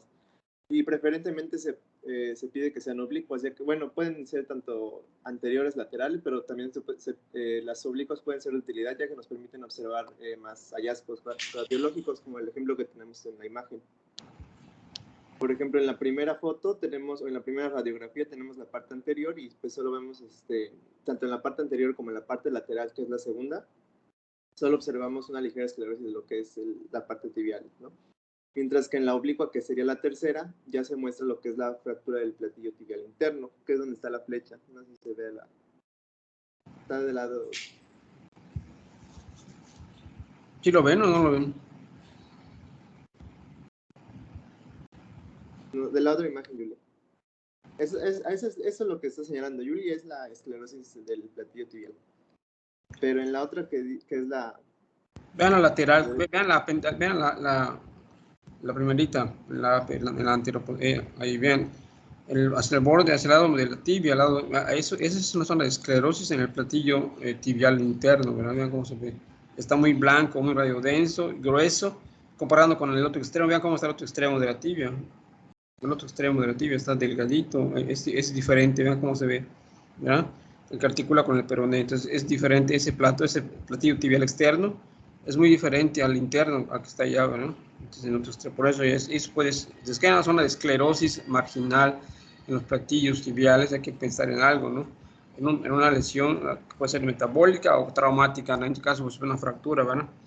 Y que se va a hacer más obvia pues, en la proyección oblicua, ¿no? Como ahí se ve ya cómo está el trazo roto, ¿no?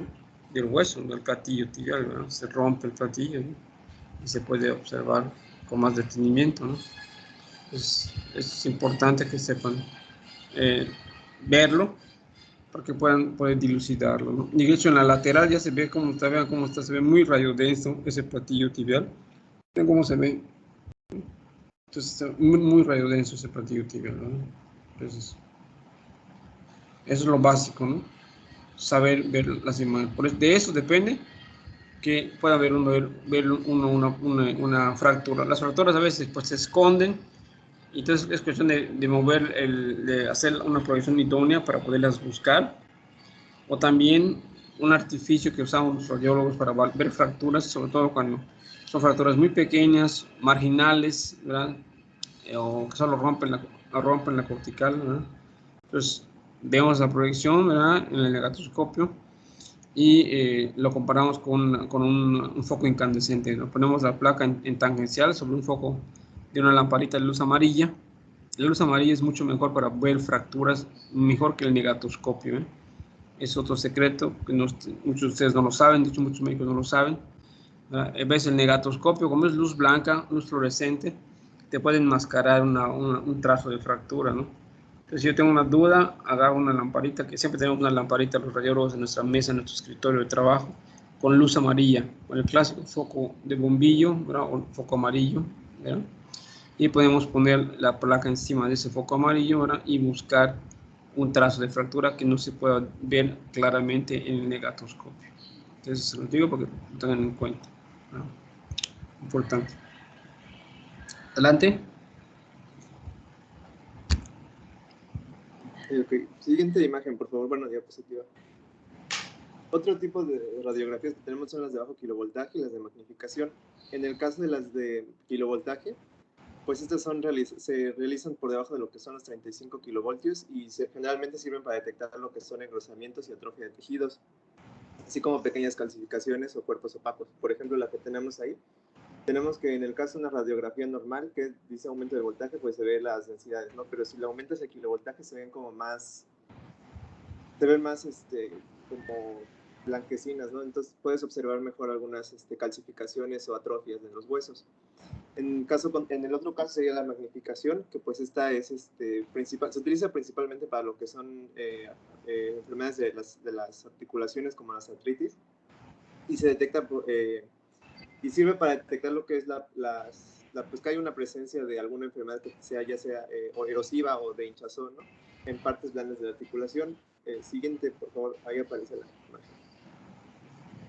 Por ejemplo, según en internet encontré esta, pero realmente no estoy seguro de si es una de magnificación, porque no había mucha información. Y en el libro donde lo consulté, pues no daba ejemplos de la imagen. Siguiente. Y en la que son las series óseas, estas normalmente sirven para lo que son, hay una que es la serie metastásica, y pues generalmente son para confirmar o descartar, para que no estés sacando radiografías de todo el cuerpo, generalmente ya te piden unas específicas para confirmar lo que son las metástasis. Y por ejemplo, esta incluye la de tórax, incluye también radiografía lateral de cráneo, incluye la anteroposterior del esqueleto torácico, la anteroposterior de la columna dorsal, la lateral de la columna lumbar, más pelvis, y también la que es el tercio superior de los fémures. Y también lo que son las extremidades tanto de brazos como tanto superiores como inferiores. Y el siguiente tipo de estudio es la tomografía. El siguiente. En el caso de la tomografía, pues aquí se pueden observar algunas áreas de esqueleto debido al grosor y a su grosor, ¿no? Esas van a ser de utilidad para lo que viene siendo la columna vertebral, así como temporomandibulares, también articulaciones acroiliacas, esternoclaviculares y de las caderas como la que tenemos aquí. Y generalmente lo que se utiliza para esto es lo que es la técnica de barrido de complejo. Y por ejemplo, en la imagen que tengo aquí, en la primera pues se puede observar lo que es una tomografía convencional, ¿no? Bueno, esta sería una radiografía en sí, y la que está al otro lado es la tomografía, y en esta pues se puede observar cómo se observa una lesión ilíaca, ¿no? Que es donde apuntan las flechas. Y si se dan cuenta, en lo que es la radiografía convencional, pues no se nota mucho la lesión a comparación en la tomografía. Pero acuérdense que es otro tipo de tomografía, ¿eh? No la tomografía computada esa, ¿no? De hecho, la tomografía computarizada la tengo muchísimo más adelante. Eso es tomografía, es otro tipo de tomografía que hay en placas convencionales. Hay una que se llama tomografía lineal, que es una de estas variantes, ¿verdad? Que es la que se hacía antiguamente, ¿no? Antes que apareciera la tomografía computarizada. Había la tomografía lineal. Y en la otra anterior que pusiste allá, pusiste series óseas, pero ahí veo que faltó, solamente pusiste la serie ósea metastásica. ¿Qué otra serie ósea hay también aparte de la metastásica? Realmente no encontré otras. O sea, en las bibliografías que consulté, solo me aparecía serie metastásica. Desconozco si hay más. Es muy importante para conocer ya la serie ósea metastásica, siempre se le pide, eso lo pide el oncólogo, ¿verdad? O el especialista cuando un paciente tiene un portador de un tumor, para descartar realmente, como dice, metástasis en huesos, sobre todo huesos del esqueleto axial y algunos del apendicular, ¿verdad? Una serie de placas que se hacen, 6, 7 placas que se hacen para ver si no hay metástasis. Y hay otra serie ósea también que se hace con mucha frecuencia y que la pide ya no el oncólogo, la pide el endocrinólogo, ¿verdad? Y se llama serie ósea metabólica. ¿Esa qué proyecciones incluye la serie ósea metabólica? Interesante, ¿no, yo? José.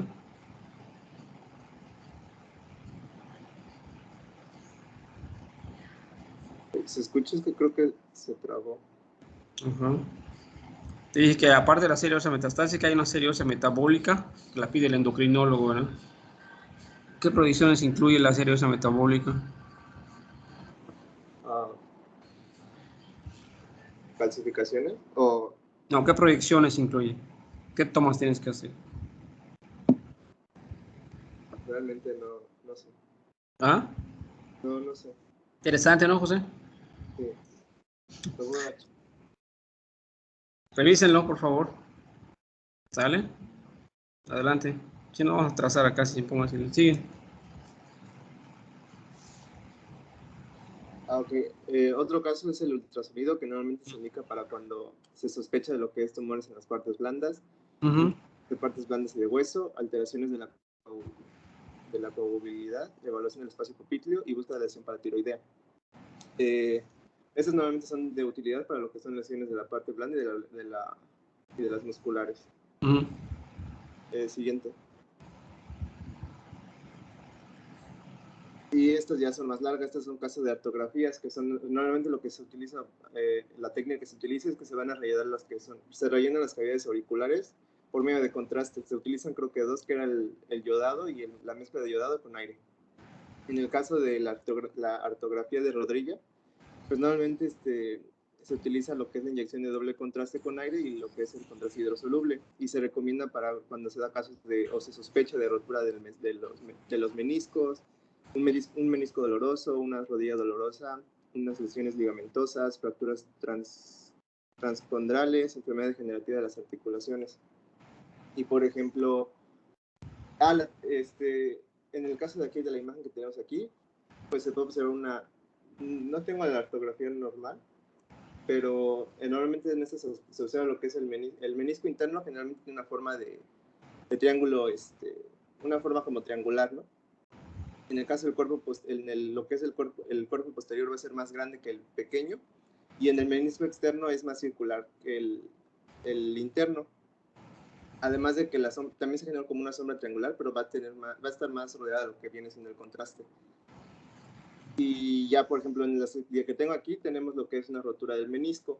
En ese caso, pues se puede dar por dos tipos de roturas. Hay más también. Creo que está en la siguiente. A ver, pasa a la siguiente, por favor.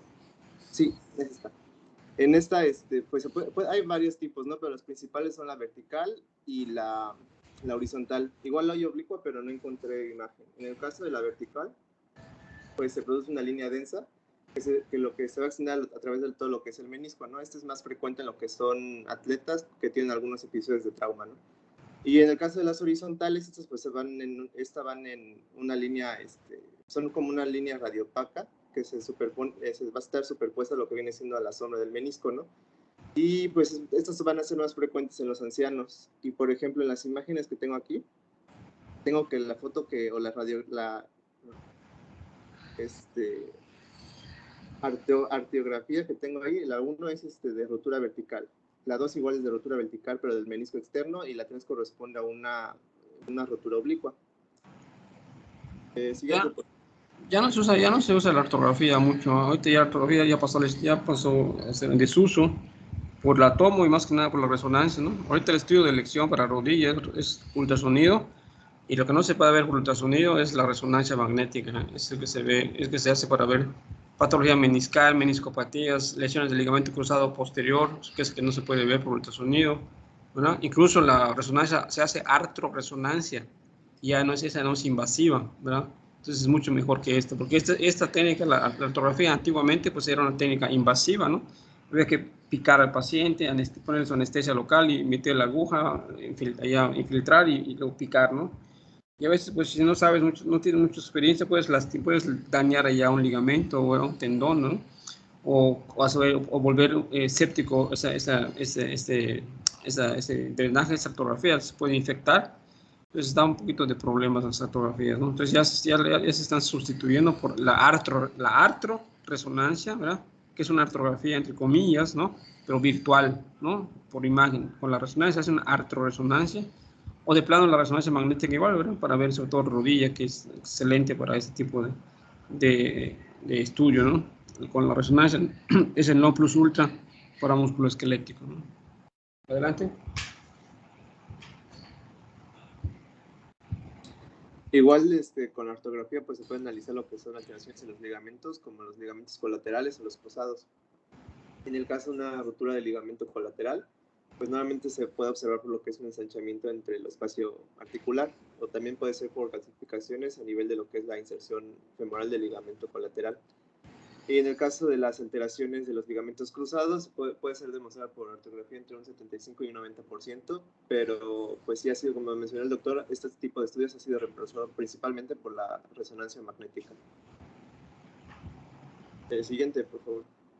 Y el quiste sinovial, en este caso, pues aproximadamente un 50% de las personas, en un 50% de personas existe lo que se llama una bursa posteromedial, que también tiene otro nombre que es una bursa del gastrocnecmio semimembranoso. Este se va a comunicar con lo que es la articulación de la rodilla, y cuando se presenta una manifestación, pues, bueno, una alteración, sería la hinchazón de la bursa, que es lo que se conoce como el quiste de Baker, y generalmente pues se debe a lo que es la ruptura de la cápsula auricular posterior. Y en lo que es la ortografía, pues se demuestra una estructura lobulada, que generalmente está bien definida y se rellena con material de contraste, como se ve en la imagen, donde están las flechas. Siguiente, por favor. En el caso de la ortografía de hombro, pues se realiza lo que es generalmente es una técnica de contraste simple, de doble contraste. Se recomienda para las rupturas del manguito de los rotadores, la capsulitis adhesiva, alteraciones del tendón bicipital y luxaciones crónicas. En el caso de la anatomía normal pues sí, normal del hombro, es la primera imagen donde el contraste va a rellenar el espacio entre la cabeza humeral y lo que es la cavidad glenoidea. Y se pueden obtener dos imágenes, que es cuando está en la rotación externa y la rotación interna. En el caso de rotación externa, generalmente el contraste termina lo que es lateralmente, cerca del cuello del húmero. Y en el caso de la rotación interna, pues observa un respeso subcapsular que está cerca de la cavidad glenoidea. Y por ejemplo, en la tercera imagen tenemos lo que es la capsulitis adhesiva, donde la inyección del contraste se muestra una cavidad, lo que es una cavidad reducida a comparación de las otras dos con las que podemos comparar. Siguiente, por favor. Y la artrografía de cadera. En esta me confundí un poco porque el libro utilizaba otros nombres y luego cuando buscaba ejemplos habían otros nombres. No sé qué tan antiguos sean los nombres que se utilizaban, pero intenté como correlacionarlos según lo que decían las indicaciones. Y por ejemplo, esta imagen es una artrografía normal de la cadera. Decía que en los adultos se parecía a lo que era, se utilizaban lo que es coloraciones de contraste y aparecían como de manera fina o pues sí, delgada, ¿no? Entre lo que es el acetábulo y la cabeza femoral, lo que era llamado el receso de capitis, que creo yo que era el receso acetabular. Y decía que este va a estar interrumpido por lo que es el ligamento redondo de la cadera, que va a penetrar por lo que es la fobia central y va a producir una muesca que es una muesca en lo que es el borde inferior del acetábulo. Luego también existe lo que es un receso articular, perdón, que está en la parte inferior de lo que es la base de la cabeza. Y por debajo de pues está lo que es una muesca acetabular y el ligamento transverso. En el caso del receso auricular superior, se va a extender hacia lo que es el labrum acetabular, que es el número 9 que está ahí. Y tenemos también lo que es el anillo de Weber, que también encontré otro nombre que era la zona orbicularis, creo.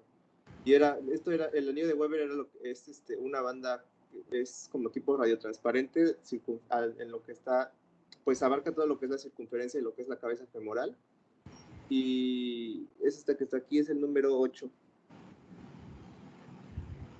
Y tenemos igual el septo del ligamento de Teres, que es donde está el ligamento colateral, colateral creo que era el ligamento, y el espacio articular que tiene el número 1. Y ya, por ejemplo, en la siguiente diapositiva es un ejemplo de lo que es la luxación de cadera. En este caso, pues, para este tipo de estudios se utiliza para ver lo que es la reducción de la cabeza femoral cuando está dislocada, ¿no? Sobre todo en lo que son los niños. Y en este se puede ver lo que es la presencia de un limbus invertido, que se va a interponer entre lo que es el acetábulo y la cabeza, impidiendo pues lo que es una reducción completa. Siguiente, por favor. Esta es una artrografía de tobillo que generalmente se utiliza para lo que es evaluación de lesiones de los ligamentos, fracturas transcondrales, cuerpos interarticulares óseos o cartilaginosos. Y en el caso, por ejemplo, de la ruptura del ligamento taloanterior, generalmente lo que se observa es un contraste que se va a extravasar anterolateralmente. Y otras lesiones que se pueden obtener o se pueden analizar con este tipo de estudio va a ser la ruptura de taloperonea anterior o calcaneoperonea. Y ya los últimos dos estudios son la medicina nuclear, en la siguiente diapositiva. Generalmente utiliza lo que es la exploración con isótopos, que sirve para la demostración de las lesiones óseas. Se utiliza para lo que son cuando se sospecha de suturas craneales en la base del cráneo, la protuberancia occipital externa, articulaciones esternoclaviculares o apófisis espinosas vertebrales. Generalmente, pues, si existe una ausencia de la irrigación sanguínea, va a aparecer como una zona, va a aparecer como una área fría en lo que es el estudio. Y pues la utilidad va a radicar en que generalmente lo que son las radiografías convencionales pueden aparecer normales en este tipo de padecimientos y pues ya en la medicina nuclear pues ya van a aparecer ciertas características que vienen siendo pues estas zonas frías. Y en el caso de la tomografía computarizada, pues generalmente pues sirve para lo que es el estudio de las enfermedades osteoarticulares como tumores primarios como tumores óseos primarios o lo que son los traumatismos. En el caso, por ejemplo, de los huesos largos, las tomografías lo que nos permiten es demostrar la exacta localización del tumor, la extensión extraósea y si existe alguna afectación a lo que son vasos vecinos.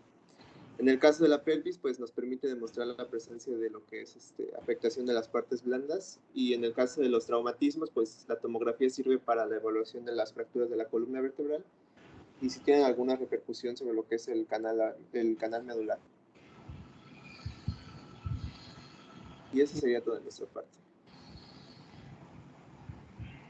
Oye, creo que acá se enfocaron mucho a artrografía. Creo que acá era mucho más importante músculo esqueleto, el ultrasonido, ¿no? Que ya las artrografías ya pasaron a la historia, ya casi no se usa eso, ¿eh?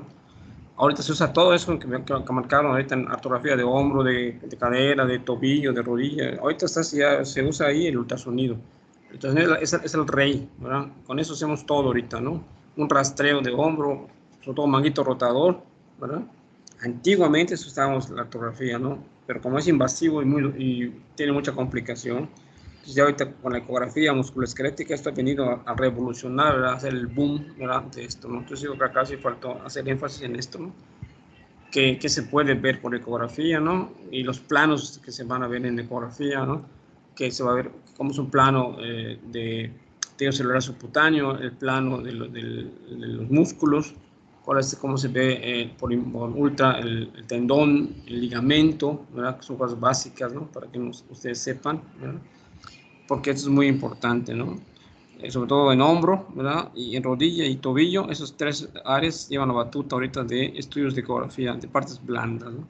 Entonces, las placas son la base, la placa simple, y después, luego la ecografía, olvídese, con eso se hace la mayoría ahorita de los diagnósticos de patología musculoesquelética, ¿no? Salvo en los casos más complicados o que de plano el ultrasonido pues, cree duda, pues se recurre y aquí pues no veo, casi no platicaron nada de resonancia. Resonancia igual es muy importante, ¿no? Es el rey, ¿verdad? O sea que para lesiones musculoesqueléticas el non plus ultra, ¿verdad? Es la resonancia, porque después de eso no hay más, ¿verdad? Eso es lo más importante para ver una patología musculoesquelética. Salvo que como ahorita por el costo, ¿verdad? Que es muy caro, ¿verdad? Y por el que no todos los hospitales tienen resonancia, por eso la ecografía ha venido a ganar muchísimo terreno, ¿verdad? En este tipo de patologías y de estudios, ¿no? La ecografía musculoesquelética ahorita es lo que está de moda, todo el mundo quiere aprender a hacer los sonidos musculoesqueléticos. ¿Por qué? Porque hay muchos deportistas, ¿no?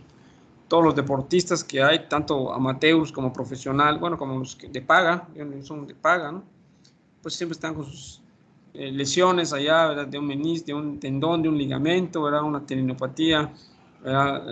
Por desgarro completo o incompleto, parcial, o una tendinosis, ¿verdad?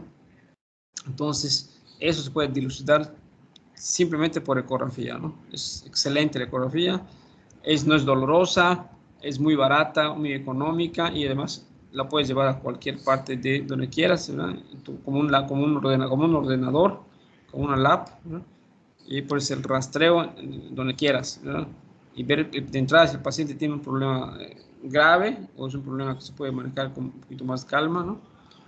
Y ver esas lesiones en un hematoma, ¿verdad? Si es intramuscular o intermuscular, ver cómo es la patología per se, si se lesionó el músculo o si lesionó el tendón o el ligamento, ¿verdad? Entonces, estas cosas que se pueden ver por ecografía ahorita es lo que está de moda, ¿verdad?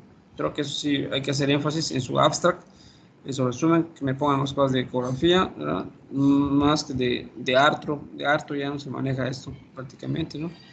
Es placa ultra y resonancia, ¿verdad?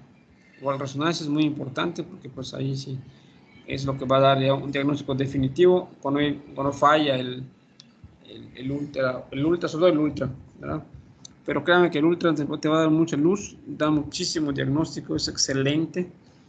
El único problema es que hay que saber lo que se hace, no cualquiera hace una ecografía musculoesquelética, hay que saber muchísima anatomía, ¿verdad? Y el músculo y tendón son muy complejos, ¿verdad? No sé cuántos músculos tenemos en el cuerpo, ¿no? Entonces eso no es tan sencillo, ¿verdad? Es muy complicado hacer una ecografía musculoesquelética, ¿verdad? Hay que saber, hay que estudiar mucho, ¿verdad? Y hacer muchos estudios para tener experiencia y poder hacer una ecografía musculoesquelética, ¿verdad? Entonces, pero es un estudio excelente, que está de moda ahorita, ya muchos lo practican, ¿verdad? De hecho, no solamente el radiólogo, también hace este músculo esquelético el ortopedista a veces, ¿verdad? Se lanza a hacer algo, no con tanta confianza, pero hace algunos rastreos. El reumatólogo, ¿verdad? Ahorita ya está tomando clases de ecografía musculoesquelética, por lo menos lo básico, porque además de problemas de traumatismo, de fracturas, también se puede ver problemas inflamatorios por ecografía musculoesquelética, una sinovitis, ¿verdad? que pueda haber, o el PANUS que hay en la AR, ¿verdad? Se puede valorar por ecografía, ¿verdad? Ver cómo está esa articulación, si tiene un PANUS, un engrosamiento de la sinovial, ¿no? Una sinovitis, ¿verdad? Entonces, esos problemas inflamatorios, ¿verdad? La AR, la OAD, entonces lo valora el reumatólogo por ecografía. Entonces, ustedes van a consultar con un reumatólogo por artritis reumatoide, y seguro que les va a hacer un rastreo de su articulación, de las muñecas o del tobillo, ¿no? O de los dedos, porque ellos ya empiezan a rastrear articulaciones, ¿no? Pero obviamente el estudio, el eje de esto lo hace un radiólogo, ¿no? El radiólogo es el responsable de hacer estos estudios y de informar estos estudios, ¿no? Nosotros. Entonces sí, creo que faltó bastante de esto que no comentábamos, ¿verdad? De ultrasonido. Y la resonancia, pues también es importante, pero creo que hubiera sido mejor la ecografía, ¿no? Abarcar más cosas de ecografía, ¿no? Digo, la artro ya no se usa tanto, ¿no? Ya pasó la historia, ya por ser invasivo. Entonces se trata de que menos daño cause uno, mucho mejor. ¿De acuerdo? No sé, algo más que quieran. Esto es todo el equipo 5 de musculoesqueleto, de excreto axial y apendicular. ¿Es todo? Sí, doctor. Sí, doctor. ¿Algún comentario de los demás equipos? Equipo 1, 2, 3, 4. ¿Qué entendieron? ¿Quedó todo claro? ¿Hay dudas? Es un tema muy extenso, musculoesqueleto, esqueleto axial apendicular. De hecho aquí el enfoque fue a hueso, pero realmente también debíamos haber visto parte de partes blandas, ¿verdad? Que también el músculo, pues así que es la simbiosis hueso-músculo, ¿verdad? Ambos van a la par, ¿no? Entonces, hueso, de hecho, no solamente es el paquete, ¿verdad? Hueso, músculo y tendón con ligamento, ¿verdad? Esas estructuras, ¿verdad? Son las que se dañan en cualquier tipo de lesión del esqueleto, sobre todo la apendicular, ¿verdad? Se lesionan de entrada, ¿no? Y si se salva el hueso, seguro que se lesiona o el tendón, o el músculo, o el ligamento, ¿verdad? O a veces todos se lesionan, ¿verdad? Cuando hay una fractura, pues se lesiona todo. Se lesiona el tendón, el músculo, el ligamento, incluso hasta el nervio, ¿verdad? Entonces, sí, tiene que ver un poquito más de eso, ¿verdad? Repasar músculo esquelético o ecografía de partes blandas, porque pues sí, es muy importante verlo. En cuanto a las placas, pues creo que ya está claro, ¿no? Ya vieron las imágenes de placas muy bien, ¿verdad? Las fracturas y las luxaciones, o combinación de fractura con luxación, sobre todo en brazo y en muñeca, ¿verdad? Las de Galeazzi, las de Montella, las de Coles, en fin. ¿Algún comentario de los demás equipos? No, doctor, creo que estuvo bien. O sea, está bastante extenso el tema, así que... Un poco árido, ¿verdad? Es un poco pesado, realmente no es tan sencillo asimilar esto, ¿no? Es muy árido, es pesadito, pero pues realmente es importante saberlo, ¿no? Saber qué pueden ver en placas, ¿no? Y como les digo, creo que faltó ver acá un poco, bastante, muy bueno, otro tanto más de ultra, pues que no comentó el equipo, ¿no? Pero ya lo irán a poner en su tema, en su abstract. También les quería comentar por ahí, ¿qué les ha dicho la maestra Angélica de la parte del laboratorio? ¿Cómo están con ella?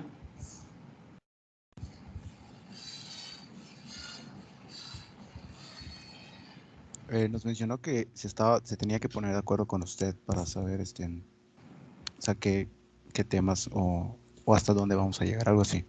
Sí, ya platiqué con ella el día de hoy y parece que a fin de mes va a venir el primer examen, la primera evaluación, ¿verdad? De la unidad 1. O sea, lo que estamos viendo hasta ahorita, vamos a tratar de llegar hasta la parte de vesículos si se puede, ¿verdad? Para hacer la evaluación.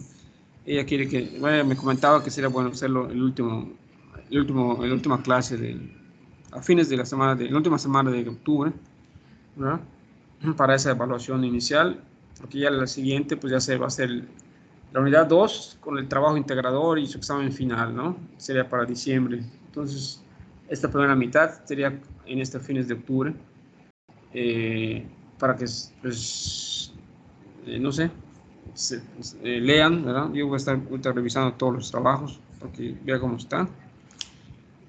Y pues ya ven, ahorita pues no sé, no se pudo, ya son las 9 de la noche, entonces no se va a poder ver. ¿Qué tema iban a ver hoy además de este? Ustedes me dijeron de ver 2 temas, o otro grupo. Este grupo me pidió los temas. Sí, porque nos había comentado que estábamos un poco retrasados. Sí, están atrasados. Los otros grupos están pues prácticamente viendo lo que es pulmón, ¿no? Neumonías y atelectasias. Entonces, yo creo que vamos a tener que comenzar un poquito más temprano la otra clase, ¿verdad? En puntito a las 7 o antes de las 7 para que podamos ver el otro tema. ¿Qué más iban a ver hoy, aparte de ese tema? Lo que pasa, doctor, es que antes de su clase tenemos cardiología. ¿El mismo día que yo? Sí, por eso es que a veces entramos tarde.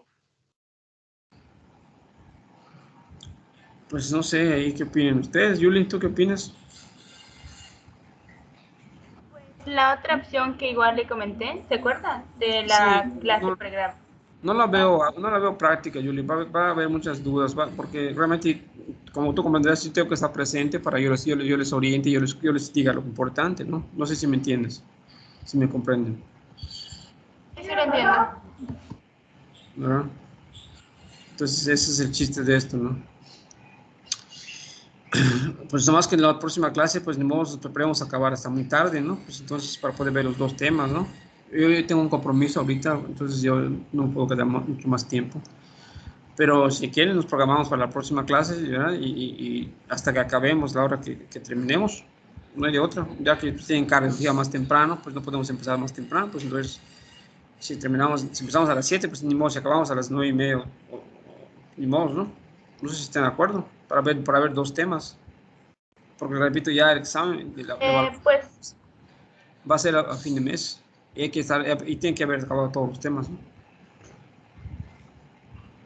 otra vez con mis compañeros, porque pues, ajá, la otra opción pues es eso que nos comentó, pero pues ya entendemos que sí usted tiene que estar presente.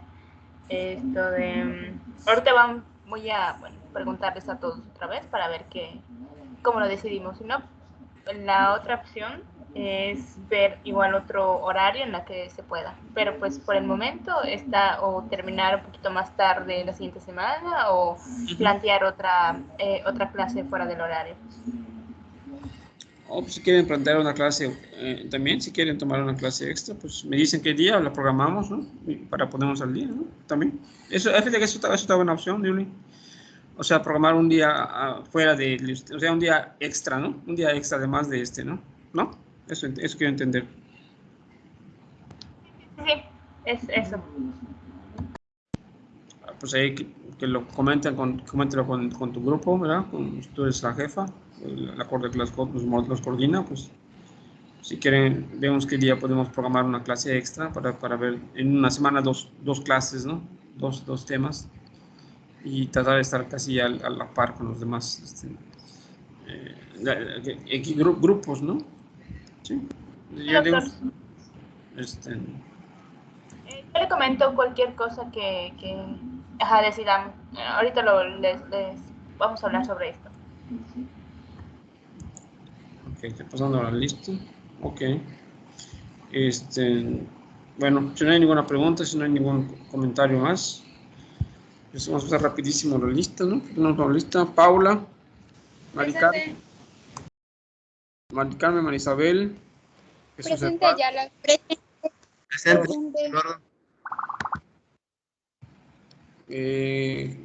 Augusto Felipe. Presente, profe. Irving, no vino Augusto. Irving tampoco. Carlos Alonso. Soy Augusto, Vino. profe. Juan Emiliano. Uy, qué ver que no vinieron. Augusto está diciendo presente, doctor, solo que apenas escucha. José Miguel. Presente. María Fernanda. Presente. Carlos Dimitri. Presente. Silvia Marisol. Presente. Nelson. Presente. Gustavo Alejandro. Presente. Daniela. Regina. Presente. Número Daniela. Juan Fernando. Y presente. Presente. Presente. Saraí. Presente. Alan Jesús. Presente. Aarón. Presente. Diana. Elizabeth. Presente. Santiago Alonso. Presente. José Sebastián. Presente. Yuli, Daniela, también haces que porque presentó. Está bien. Presente. Muy bien. Ok, entonces nos vemos el próximo jueves. Primero Dios. Ya me dicen qué deciden, ¿sale? Maestro, disculpe, es que creo que no escuché mi nombre. Pues, ¿qué pasó? Creo que no escuché mi nombre. Igual sí tenemos problemas con mis audífonos.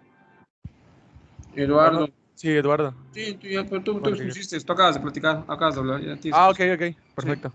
Ustedes ya Profe, la compañera Daniela Regina Juárez está diciendo presente, que no escucho su micrófono.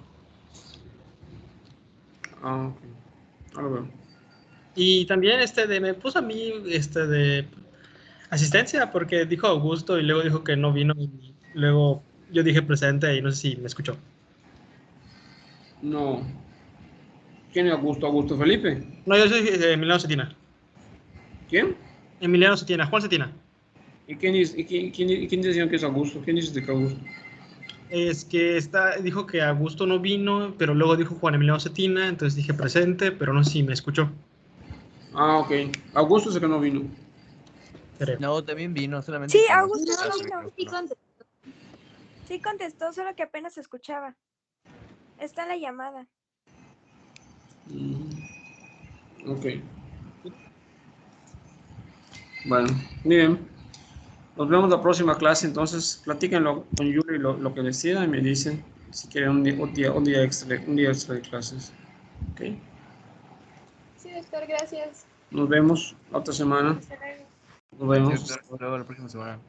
Bueno. Gracias, doctor.